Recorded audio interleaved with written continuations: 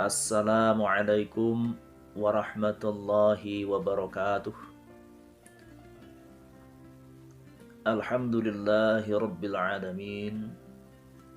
Alhamdulillahilladzi anzalal qur'ana hudan linnas wa bayyinatin minal huda wal furqan.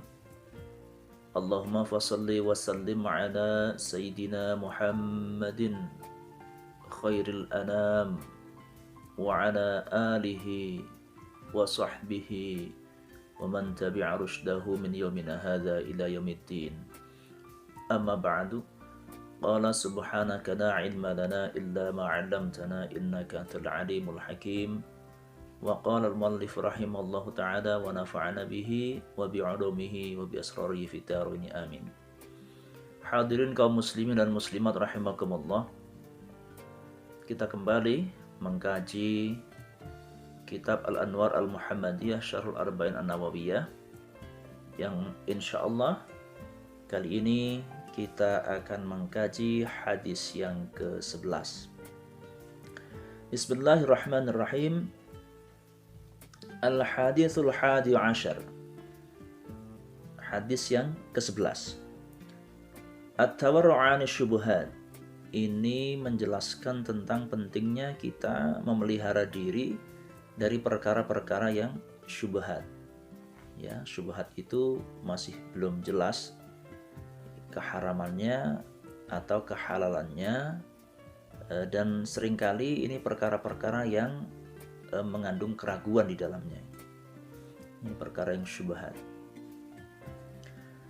An Abi Muhammad al-Hasan ibn Ali ibn Abi Talib sibti Rasulullah sallallahu alaihi wasallam wa rihanatihi radhiyallahu anhum. Ini dari Abu Muhammad Hasan bin Ali bin Abi Talib. Jadi kunyahnya Abu Muhammad, ya, nama aslinya adalah Hasan bin Ali bin Abi Talib sibti Rasulullah. Ini cucu Rasulullah SAW. Raihanatihi, raihanah itu ya, kesayangannya lah, kesayangan Rasulullah. Beliau berkata, hafidtu min Rasulullah SAW. Saya hafal betul salah satu sabda Rasulullah SAW. Da' ma yaribuka ila ma la yaribuka. Rawahu At-Tirmidzi wan Nasa'i. Wa qala At-Tirmidzi hadisun hasanun sahihun. Sabda Rasulullah, tinggalkan perkara-perkara yang membuatmu ragu atau meragukanmu, pindah ke perkara-perkara yang itu tidak lagi meragukanmu. Ini kata Rasulullah. Ini hadis ini bernas sekali, ya.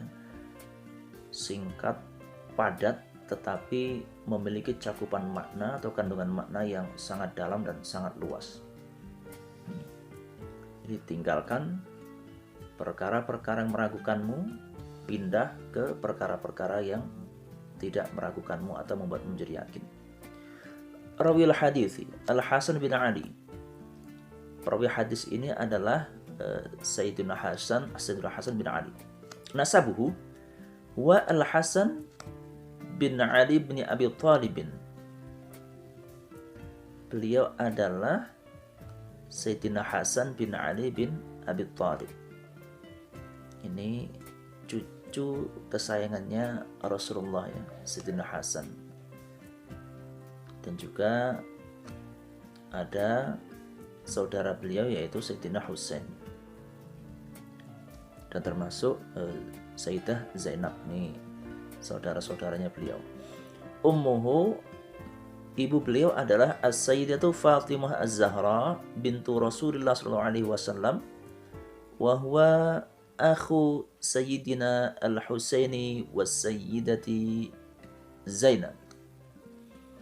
Beliau ini memiliki seorang ibu yang kita kenal sangat populer ya, terkenal sekali, itu Sayyidah Fatimah Az-Zahra, putri tercinta Rasulullah SAW, dan Sayyidina Hasan ini merupakan saudara Sayyidina Husain dan Sayyidah Zainab. Kunyatuhu Abu Muhammadin. Mauliduhu, beliau dilahirkan fin nisfi min syahri Ramadana minas sanati tsalitsati lil hijrah, pada pertengahan bulan Ramadan tahun ketiga hijrah. Wa adzana Rasulullah sallallahu alaihi wasallam fi udhunihi wa aqama wa turabbiya fi baitin nubuwwati. Kemudian Rasulullah sendiri yang mengadzankan ya, di telinganya Sayyidina Hasan ini juga yang mengiqamatkan. Jadi langsung Rasulullah sendiri. Tidak main-main ini.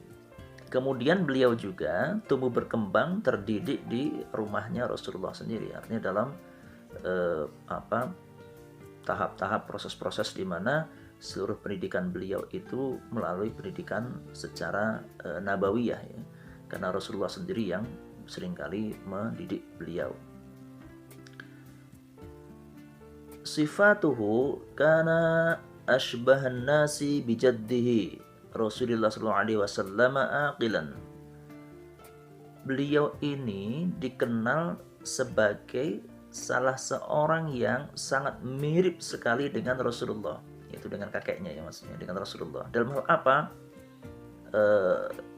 Limpat akalnya atau kecerdasan akalnya, haliman, kemudian lemah lembut dan bajik kepada sesama manusia.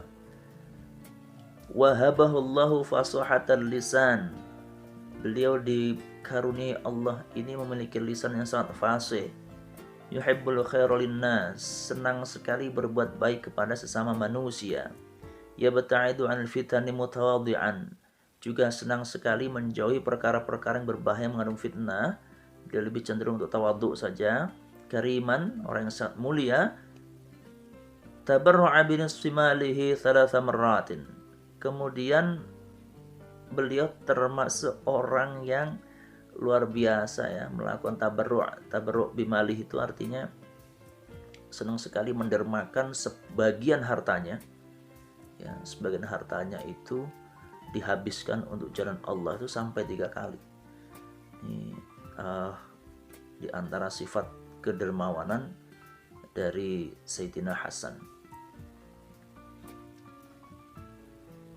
Auladuhu, putra-putra beliau, wahaballahu ta'ala minal auladi 15 zakaran wa 8 banatin wa huwa al-jaddul akbar li Sayyidin Nafisa. Allah mengaruniai Sayyidina Hasan ini 15 anak laki-laki dan 8 putri perempuan. Jadi banyak sekali ya, makanya wajar kalau kemudian termasuk dari beliau inilah keturunan Rasulullah ini menjadi banyak sekali. Karena dari Sayyidina Hasan saja 15 laki-laki, 8 perempuan. Jadi kurang lebih putra-putri beliau ini ada 23 orang. Termasuk seorang kakek yang besar dari atau Al-Jadul Akbar ya. Al-Jadul Akbar ini kakek sepuh lah. Kakek sesepuh dari Sayyidah Nafisah. A'maluhu, di antara perbuatan-perbuatan beliau yang mengundang decak kagum untuk kita semua, yaitu hajja 25 marratan minal madinati masyian. Bayangkan, beliau ini selama hidupnya ya, itu ketika terutama masih berada di Madinah, itu melaksanakan ibadah haji sebanyak 25 kali. Dan yang bikin kita tercengang adalah beliau ini dari Madinah ke Makkah itu dilakukan dengan jalan kaki, masyian. Bu'i'a ba'da abihi bin khilafati wa hakamal muslimina 6 ashhurin. Beliau ini membaiat diri atau dibaiat sebagai khalifah itu setelah kepergian Sayyidina Ali bin Abi Thalib. Kemudian sempat memimpin umat Islam, kaum muslimin kurang lebih hanya 6 bulan saja. Jadi sebentar sekali nih Sayyidina Hasan ini dibaiat untuk menduduki tampuk pemerintahan pada waktu itu ya sebagai khalifah. Thumma tanazzala 'an khilafati li Sayyidina Muawiyah bin Abi Sufyan haqnan lid-dima'i wahdatan lil muslimina wa qad fariha an-nasu bidzalik. Kemudian setelah itu beliau turun tahta atau mengundurkan diri dari jabatan selaku khalifah, kemudian menyerahkan kepada Sayyidina Muawiyah bin Abi Sufyan. Kenapa? Karena beliau enggan, tidak mau sampai terjadinya pertumpahan darah di antara sesama kaum muslimin. Karena pada waktu itu memang dari sejak mulai Sayyidina Umar, Sayyidina Uthman, Sayyidina Ali, itu terjadi kisruh yang luar biasa, dan terutama sekali ketika zaman Sayyidina Uthman dan zaman Sayyidina Ali bin Abi Thalib. Kekisruhan dan perselisihan di antara umat Islam yang kemudian sampai mengakibatkan peperangan dan pertumpahan darah di antara para sahabat Rasulullah. Nah, 6 bulan Sayyidina Hasan ini memegang tampuk pemerintahan. Beliau tidak mau lagi melanjutkan itu, sudah saya serahkan saja pemerintahan ini kepada Muawiyah. Hanya 6 bulan saja. Kenapa? Karena itu tadi, menjaga keutuhan kaum muslimin supaya tidak terjadi perselisihan dan peperangan, apalagi sampai terjadinya pertumpahan darah. Dan karena itulah kemudian para sahabat ya, umat Islam pada waktu itu senang sekali, gembira sekali dengan keputusan yang diambil oleh Sayyidina Hasan. Ya, meskipun banyak juga yang menyayangkan kenapa beliau harus turun dari jabatannya selaku khalifah. Karena bagaimanapun Sayyidina Hasan itu diakui sebagai salah satu cucu Rasulullah yang sangat cerdas. Tetapi karena beliau mempertimbangkan seandainya nanti saya menjadi khalifah, pertumpahan darah tidak berhenti, maka beliau mundur. Ya. Maka mundurnya Sayyidina Hasan pada waktu itu sampai disebut dengan wasumya bi'amil jama'ati. Sampai pada tahun itu disebut sebagai tahun jamaah, tahun kebersamaan. Ya, kalau kita mungkin bisa dibilang tahun persatuan lah. Itu pada tahun 41 Hijriah. Wa hadza ma basyara bihi Rasulullah sallallahu alaihi wasallam. Ibni hadza sayyidun. Wa da'allahu yuslihu bihi baina fi'ataini 'azimataini minal muslimin. Jadi memang yang menarik adalah jauh-jauh hari Rasulullah SAW itu sudah seperti ya sudah memprediksi bahwa Sayyidina Hasan ini akan menjadi sosok yang nanti menjadi panutan kaum muslimin, juga mampu untuk mendamaikan di antara kelompok umat-umat Islam yang bertikai, atau dua gelombang besar umat Islam yang sedang bertikai. Maka Rasulullah sampai mengatakan begini, suatu hari ibni hadza, anakku ini, maksudnya adalah cucuku ini, Hasan ini adalah seorang sayyid. Maksudnya apa? Orang yang bisa di pertuan agung lah, kurang lebihnya begitu ya. Maka semoga Allah membantu Sayyidina Hasan ini nanti untuk apa? Mendamaikan di antara dua gelombang fitnah yang besar yang terjadi di antara yang menimpa umat Islam. Ini jauh-jauh hari Rasulullah itu sudah mengatakan demikian, dan ternyata dan mungkin bisa jadi itulah yang dipegang oleh Sayyidina Hasan ketika beliau memegang tampuk pemerintahan, tidak mau berlangsung lama, diserahkan kepada Muawiyah supaya apa? Fitnah-fitnah itu bisa hilang dari kehidupan umat Islam pada waktu itu. Beliau ini meskipun cucunya Rasulullah ya, tetapi tidak banyak meriwayatkan hadis. Hanya rawa 13 hadisan. Jadi beliau ini hanya meriwayatkan 13 hadis saja. Tidak banyak. Wafatuhu tuwfiya bil Madinati sanata 50 hijriyatan wa dufina bil Baqi'. Beliau meninggal dunia di Madinah pada tahun 50 Hijriah, kemudian dimakamkan di pemakaman Baqi'. Hadirin rahimakumullah. Penjelasan hadis ini adalah ya, yurshiduna Rasulullah sallallahu alaihi wasallam fi hadzal haditsil jami'i ay yakuna lil muslimi tariqatun hasanatun fi hayatihi ya, tujannibuhu al harama au kullama yusilu ilaihi liyartaha balahu. Ini Rasulullah melalui hadis ini ingin menjelaskan kepada kita bahwa pentingnya bagi seorang muslim itu memiliki cara yang baik, metode yang khusus, di mana cara atau metode ini bisa membuat kita memiliki prinsip yang kuat, prinsip yang jelas. Dalam hal apa? Haram ditinggalkan, jelas-jelas halal itu diambil. Segala sesuatu yang kira-kira atau meragukan hati itu ditinggalkan. Ya. Kenapa? Karena kalau kemudian kita selalu hidup di dalam yang meragukan, maka kita akan senantiasa jatuh di dalam perkara yang was-was terus. Prasangka-prasangka yang tidak perlu. Fa inna tamamat taqwa tarku ba'dil halali khaufan ay yakuna haraman wa dzalika min adamatil wara'. Maka di antara kesempurnaan takwanya seseorang ini adalah meninggalkan sebagian perkara yang halal saja sampai ditinggalkan ya. Bukan karena halal ini buruk, tapi ada kekhawatiran kalau kemudian berlebihan dalam perkara yang halal juga tidak baik. Jadi sebagian perkara yang halal ini ditinggalkan. Contoh misalnya apa? Makan itu halal, tetapi makan yang berlebihan itu menjadi kurang baik. Nah, kenapa sebagian perkara yang halal ini ditinggalkan? Takut kalau misalnya itu akan menjatuhkan dirinya ke dalam perkara yang haram. Nah, kehati-hatian inilah yang kemudian dianggap sebagai min alamatil wara', di antara tanda-tanda orang yang wira'i. Wira'i itu adalah orang-orang betul-betul menjaga dirinya. Bukan hanya dari perkara haram, perkara syubhat saja dihindari oleh orang yang wira'i ini. Fa'alal muslimi ayatruka biqalbihi ma yashukku fihi wa hadha 'azamu darajatil wara'.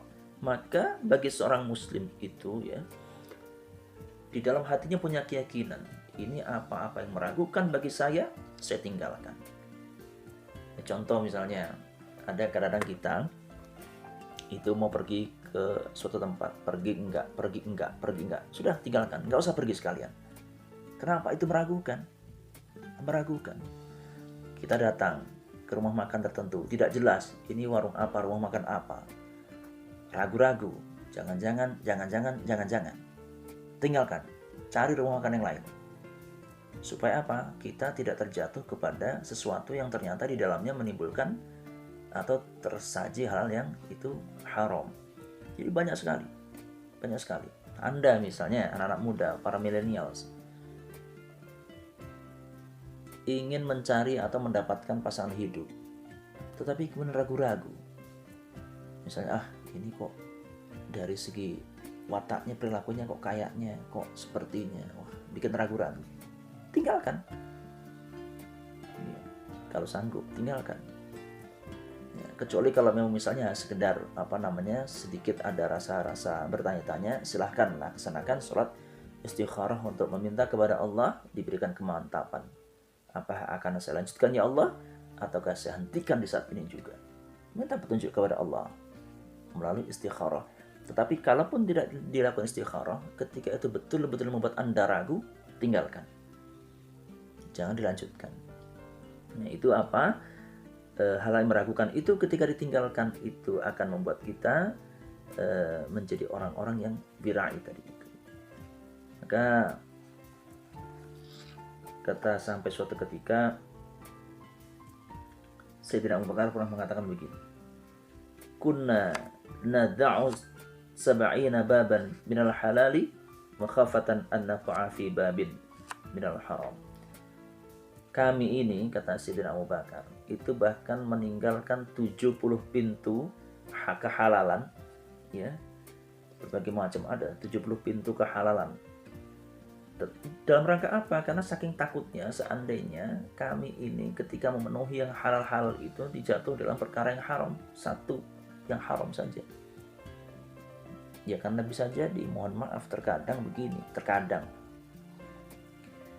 orang tadinya punya keinginan silaturahmi, baik, halal, bukan cuma halal, tapi juga ini sunnah, silaturahim, ya, ke tempat tetangga. Tetapi kemudian tiba-tiba di tengah perjalanan silaturahim itu, di tengah obrolan tiba-tiba bisa jadi kita akan jatuh kepada perkara yang haram. Apa itu? Menggosip orang, menggunjing orang, membicarakan kejelekan orang. Sangat bisa saja terjadi. Ya. Dan ini makanya wajar kalau di antara kita dulu banyak ulama-ulama kita yang itu hidupnya mengasingkan diri. Tidak ingin bertemu dengan banyak orang. Kenapa? Karena itu tadi khawatir bahwa hal-hal yang halal itu kemudian menarik dirinya terjerumus ke dalam perkara-perkara yang haram. Dan ini Sayyidina Abu Bakar mengatakan, saya tinggalkan 70 bab, 70 pintu kehalalan demi hanya untuk menutup satu pintu keharaman saja. Luar biasa nih Sayyidina Abu Bakar. Nah, hadirin sekalian, apa yang bisa kita ambil manfaat dari hadis ini? Yang pertama adalah idza ta'arada syakku ma'al yaqini akhadna bil yaqin. Nah, seandainya terjadi perdebatan panjang ini antara yang ragu-ragu dengan yang meyakinkan, maka ambil yang meyakinkan, tinggalkan yang meragukan.